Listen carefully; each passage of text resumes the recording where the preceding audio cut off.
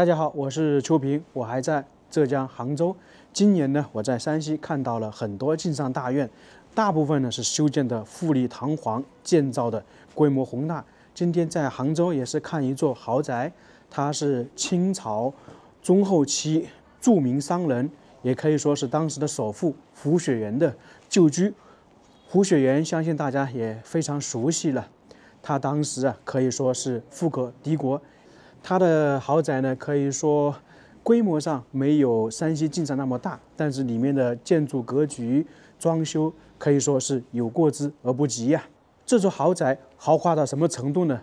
我在网上查资料的时候看到，据说呢，这个豪宅价值50个亿。为什么豪华到这种程度呢？因为里面呢，它使用的木材呀，基本上都是珍贵无比的，比方说红木、黄花梨、梨木等等。最关键的是，它还有一栋2层的建筑，使用金丝楠木打造的，这个就非常珍贵了。那么现在我们就去里面看一看，它这座豪宅是否真的价值50个亿。这个胡雪岩的旧居呢，是始建于清朝同治时期，公元1872年，占地面积呢10.8亩，建筑面积呢5815平方米。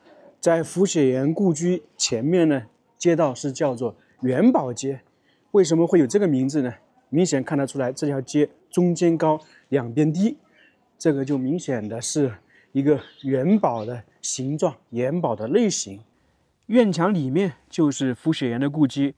我们看赣派建筑也好，浙派建筑也好，基本上都是高墙大院。当然，在这里呢，这个墙壁也可以称之为烽火墙，高度将近9米，长度达到100米。在外面看起来是非常低调的，只不过呢，里面富丽堂皇。刚刚走进大门，这边门票现在也是20块钱。一进来，这里可以看到一个10几平方米的天井，墙壁上面还有很多雕刻，都是栩栩如生。像这样大宅院、豪宅，砖雕、木雕、石雕必不可少的，并且这个大院呢，很多还采用了进口的材料，以及呢，里面还使用了很多黄金。在这个墙壁上面最精美的就属这一块砖雕，应该是狮子舞裘，经过了差不多100多年，仍然栩栩如生，既是典雅庄重，同时呢又可以说是风韵犹存。胡雪岩呢是出生于清朝道光时期1823年，从小呢比较贫穷，家境不好。从而呢，他很小就开始学习谋商的手段，在当时去了一个钱庄。那么有一种说法呢，他在钱庄做事很认真、很稳妥，得到钱庄掌柜的喜欢。后面呢，就把钱庄，给了胡雪岩，不知道是真假呀。反正是到了1860年，胡雪岩开办了第一家钱庄。后面呢，是在上海、汉口等地呢也开设了。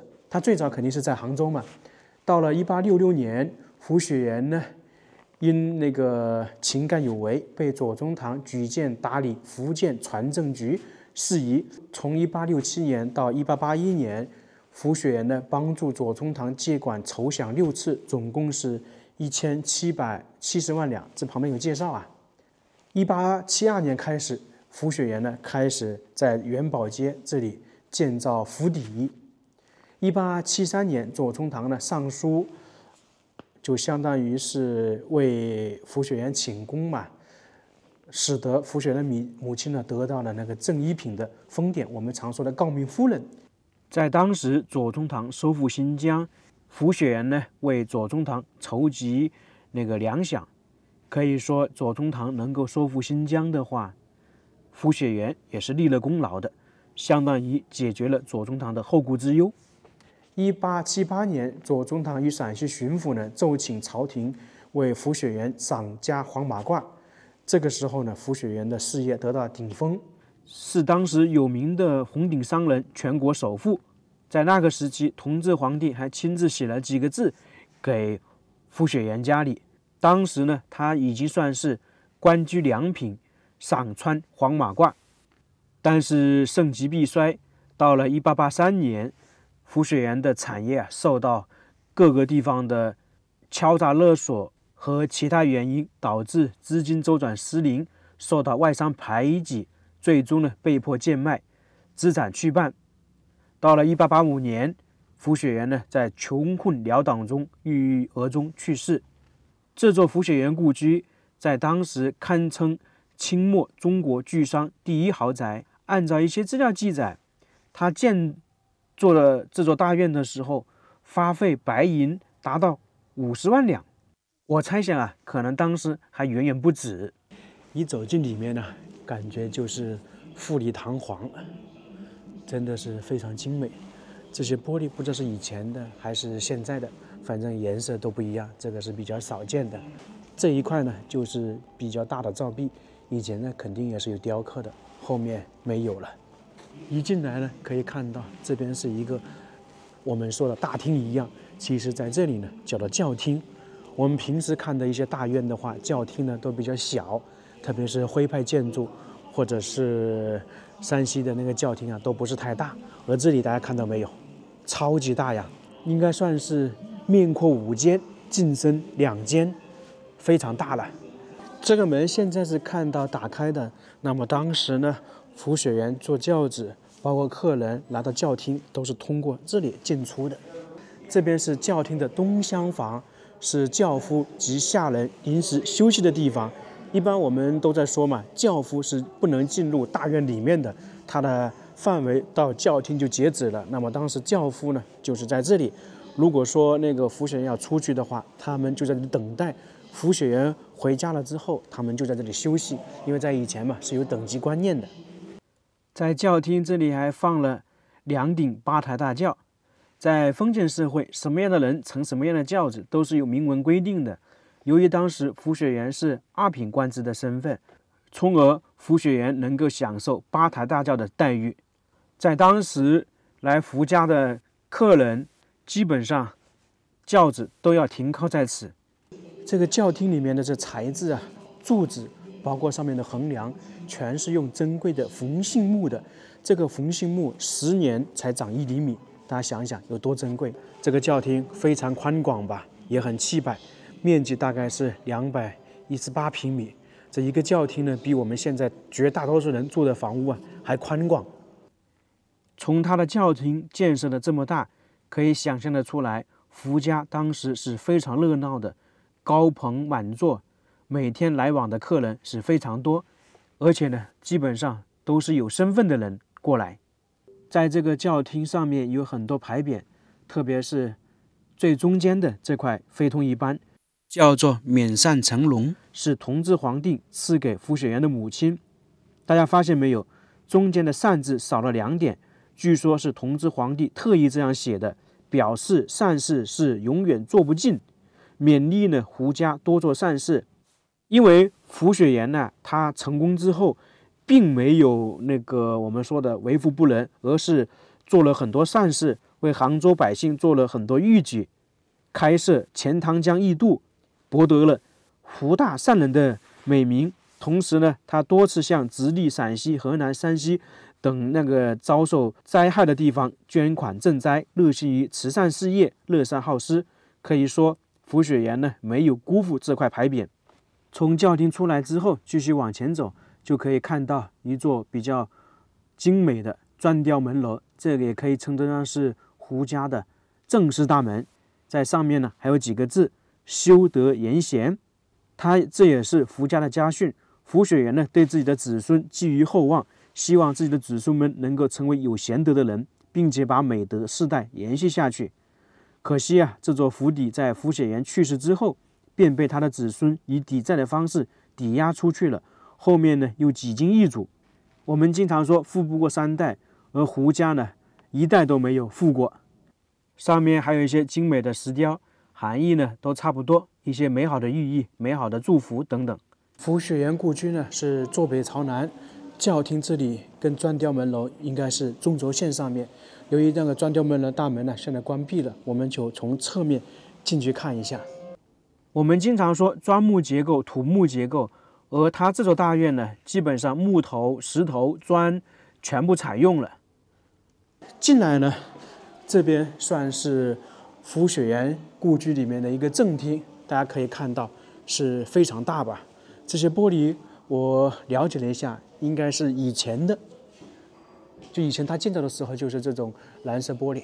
这栋建筑呢是叫做正厅，上面住人，1楼呢是客厅。建筑材料大部分采用的是花梨木。按照资料记载，以前2楼是胡雪岩的母亲和他的原配夫人大太太的居所，1楼呢是接待重要宾客的地方，以及举行非常重要宴会的地方。同时呢，这栋建筑还有一个名字叫做百狮楼，主要是由于2楼栏杆上面呢用紫檀木雕刻的小狮子，据说当时有100只，而且呢小狮子的眼睛全部是用黄金镶嵌而成，当然现在没有很多啊。你像眼前我们看到的就是一些狮子，这些狮子当时都是贴金的，可以说基本上都是用黄金打造的。从这里呢也可以看得出来，当时胡雪岩确实是富可敌国啊，生活也是非常奢侈的。看看里面的布局，在当时胡家的大部分木材都是从东南亚进口的，包括我们看到里面这些蓝色的玻璃也是从外国进口的。像我们刚才看的那2顶轿子呢是红木的，刚才忘记说了。还有一点，这个百狮楼这些门呢是全部可以打开的，平时呢可能就开中间的门，如果是碰到什么重大节日，或者是胡雪岩他们这个生意开年会的时候，下面各个掌柜来这里汇报工作，就会在这个大厅招待这些掌柜，从而把这些大门打开。或者是说那个胡家嘛，那个举行那个嫁娶的时候，这个大门也是全部打开的，因为这个是最重要的一个建筑。说的通俗一点，这里呢是胡家用来招待极其尊贵的客人，以及他们家族发生重大喜事、举行宴会的地方。在百狮楼的东边也有一间房间，过去看看。它这边的房屋还是挺多的，这里应该是一些下人居住在这里，还有床。这边属于厨房，在胡家呢有2个厨房，一大一小，这边属于大厨房。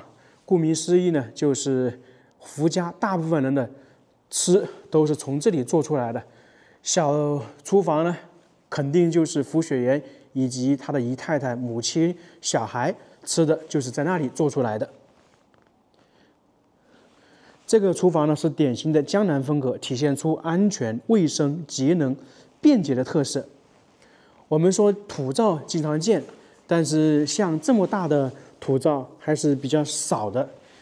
这个是叫做7星灶，我们可以看到这里有好几口锅，那像中间有几个小的，基本上就是用大锅的余温呢，使得小锅里面的东西沸腾。可能很多人都没有见过这样的灶台，空间是非常大呀。你看这边还有蓑衣，相当于我们现在的雨衣嘛。我小时候呢都还穿过，因为那个时候放牛嘛，都穿蓑衣带斗笠出去的。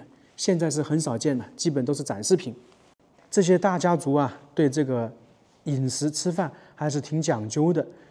尽管说胡家是富可敌国，但是他们吃的东西啊，并不是大鱼大肉，只有可能特定的节日，这个鱼肉会多一些。平时呢，也是吃的比较清淡，以那个蔬菜、果这些为主啊。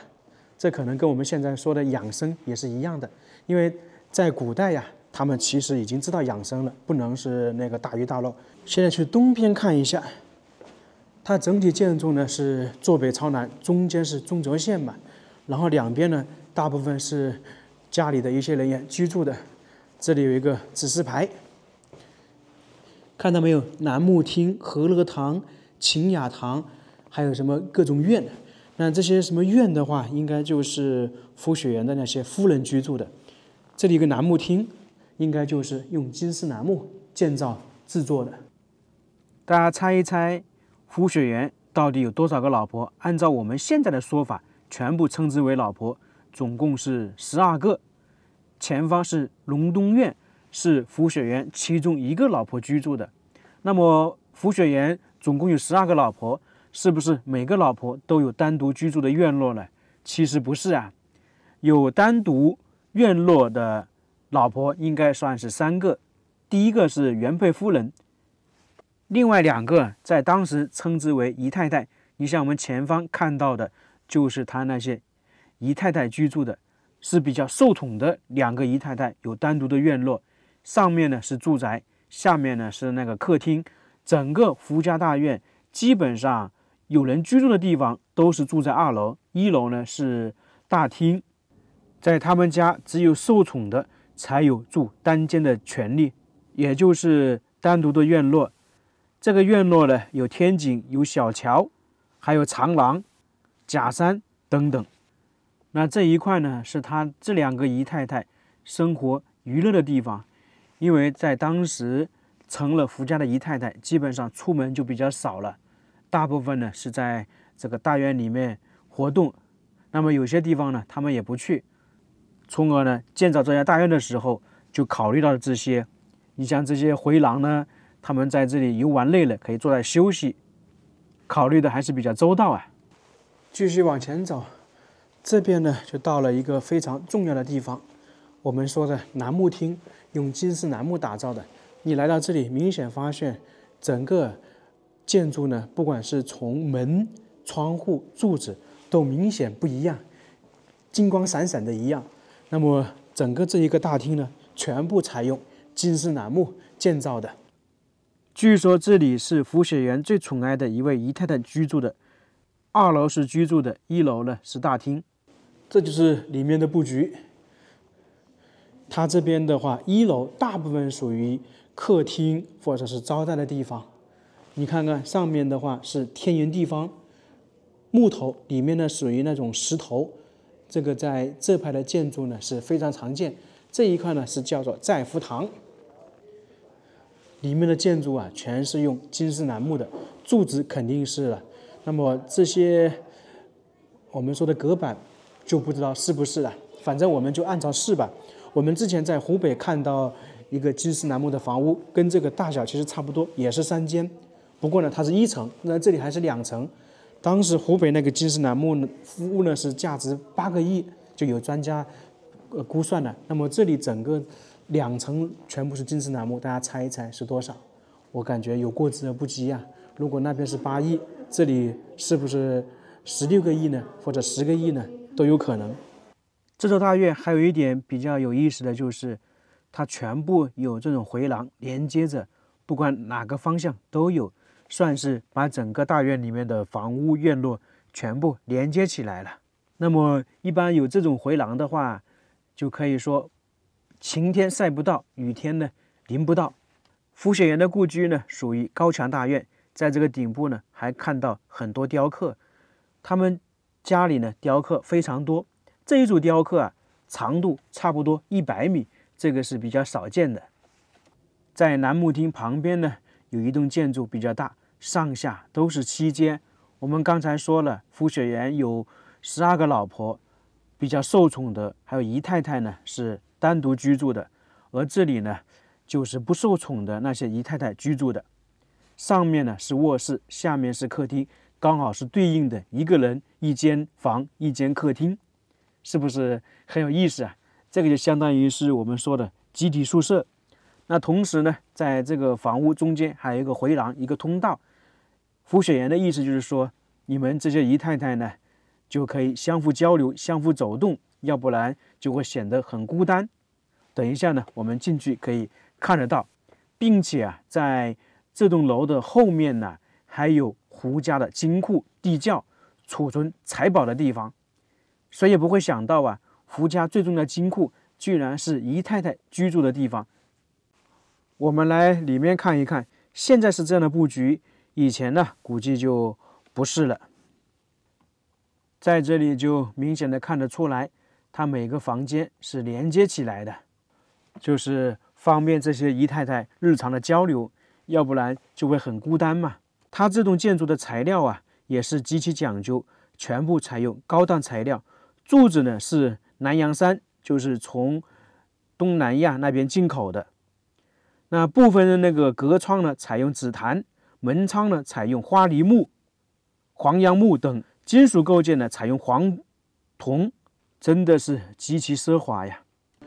他这个家族的窗户太多了，我猜想每天的话还有专门的人来开窗户、关窗户，因为这个窗户打开的话、关闭都需要一定的时间，一般大家族都是这样的。并且啊，它这里跟我们在山西看到的径山大院不一样，在山西基本上是看不到这样大的那个窗户的。像窗户上面这些木材也是比较珍贵的。这样看了一圈，这里面的大部分材料都是从外面进口的。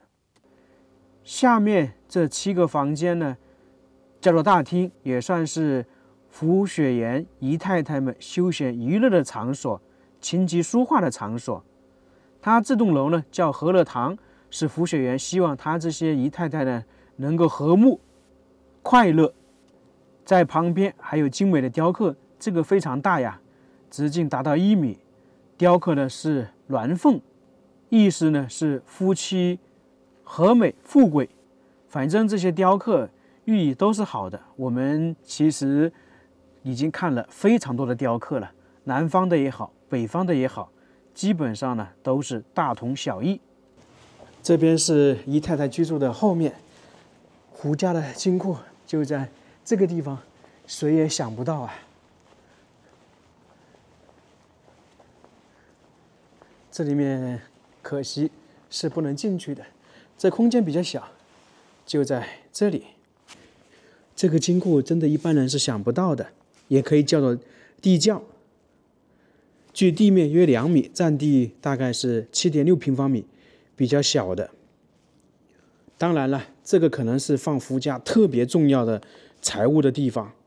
你想一想，鼎盛时期胡雪岩的那个财产是2000万两白银。那么，在当时来讲，可以说是富可敌国的。2000万两白银应该属于流动资金了，它的财产没算在里面。我猜想可能是这样的。又一处体现胡雪岩富可敌国的地方来了，在这个2楼的栏杆上面有很多宝瓶，上面呢还贴了金箔。这种一般的商人家庭也是没有这个能力的。关键是这个金箔的宝瓶不是这一块才有，在好几处的栏杆上都有，上面呢还有如意，寓意呢是平安如意，真的是大开眼界啊！我们一开始说，之前我去径山大院都是看到它的大，里面建设的富丽堂皇，来到这里呢，真的是才感觉是小屋见大屋了。径山那些豪宅在这里呢，称得上是毛毛雨啊！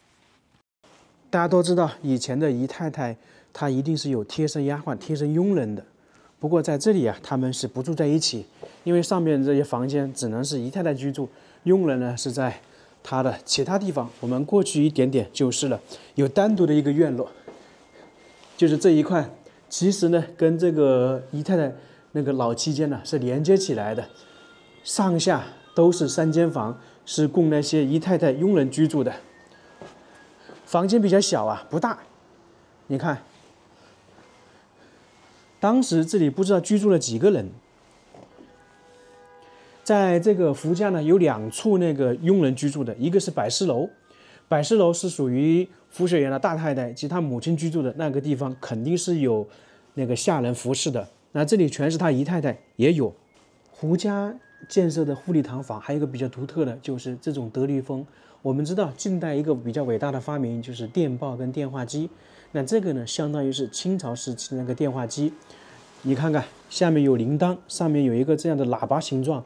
我们如果看过一些影视剧，像那种游轮呢，如果上面有人喊的话，下面应该可以听到。那这个也是如此的，在那些姨太太的房间就有这个。可能当时这种通话工具呢是遍布了整个胡家。你比方说姨太太在上面一喊小红你过来一下，它这个铃铛呢就会响，然后就可以听到声音了。这是一种比较巧妙的。我们现在看起来这个是比较简单，那里面呢其实是埋藏了铜管，一有声音的话就会响。基本上它也是连续的，就是很多人说可能会搞混了。那么打个比方说，1号房间那跟这边1号佣人是连接的，大概是这个意思啊。那边是老七间，是胡雪岩的姨太太们居住的，这一块呢是佣人居住的。那么我们往这边走的话，就到了新期间胡雪岩的子女居住的地方。在过去的路上有一个佛堂，因为胡雪岩的母亲呢是比较信奉佛教，那自然而然的话就有一个佛堂。其实我们不光是胡雪岩家，很多这种大院呢都会有一个佛堂，特别是呢以前那个时期啊，很多那个老太太年纪大了，她都比较信奉佛教，意思就是说祈求家里人员兴旺，那个家里的人呢都平平安安等等。因为胡雪岩也是经常外出嘛。整个家族其实建造格局、建造形式都差不多，就是很佩服他这个窗户太多了。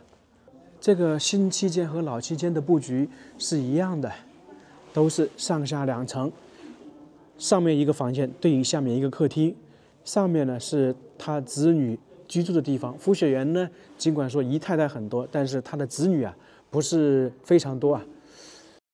它这里的建筑材料跟刚看的那个姨太太楼一样的。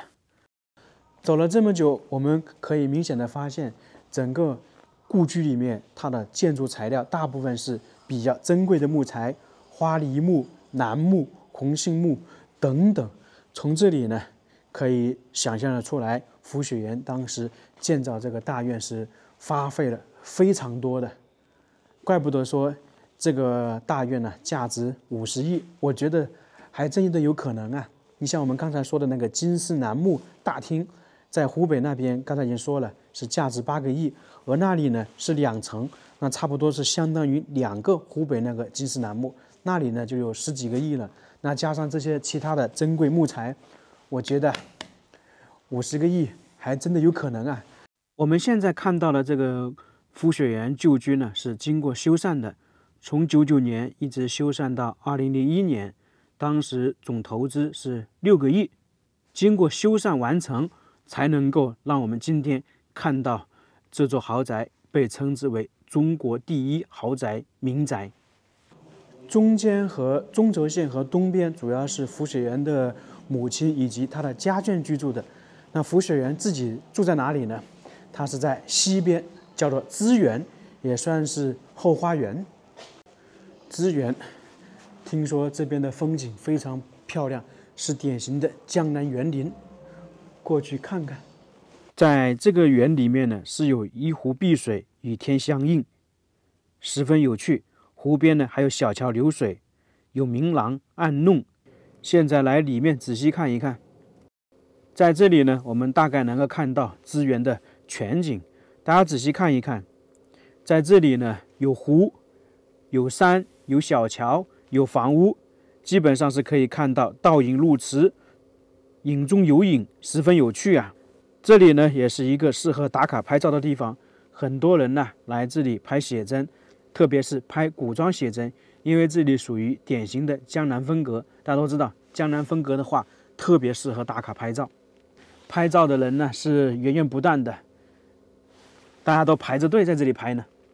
按照资料记载，胡雪岩当时也是住在这个院落里面的，跟他的姨太太是分开居住，就是我们前方看到那座比较宏伟的建筑，它全是用红木中的鸡翅木建造而成的一座建筑，也叫做红木厅。1楼呢是会客厅，2楼呢是胡雪岩的卧室。据说呢，它里面还打造了一张8宝床，极尽奢侈啊，胜过皇帝的龙榻。从这里呢，我们也可以想象出来，胡雪岩当年在这里过的是非常舒适惬意啊。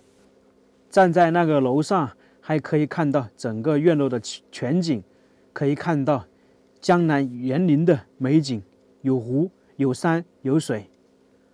那谁住在这里都非常舒适、非常惬意的。胡雪岩呢，这个人可以说是非常了不起，他的起点比较低，但成就非凡。从白手起家到富甲一方，是中国历史上唯一的一个2品封顶商人，被誉为中国10大商人之一。他的衰落啊，是多方面的原因，但是有一部分呢，还是属于它的奢侈糜费。你像我们看到它的这座宅院呢，建造可能花费了10万两白银，加上装修家具，总共耗费了超过100万两的白银。刚才说50万，可能都还少了。从而在当时有这样一句话：当官必读曾国藩，经商须读胡雪岩。还有一个衰落的原因是由于清朝末年的那种时代背景。当时呢，胡雪岩碰到了中外大商战，他是受到了强大洋商们的挤压，市场混乱，从而呢导致他的那个资金周转不灵，后面呢相当于是破产了，胡家就这么衰落了。感觉他的底蕴呢还是没有山西晋商那么强大，这也有可能是胡雪岩做的生意跟山西晋商有所区别。不过呢，晋商也好，包括胡雪岩也好，他们的结局后面可能都会大同小异。你像自从清朝灭亡之后，晋商也是衰落得很快，这个主要也是由于时代的背景造成的。那么这个胡雪岩旧居我们就差不多看完了，确实是大开眼界这可能是我见过装修最华丽、最豪华的一座大院，真的是不虚此行。那么看完了这个胡家大院，大家觉得值不值50个亿呢？反正按照我个人的猜想、个人的看法，还真的差不多。那这个视频就到这里了，非常感谢大家，我们下个视频再见。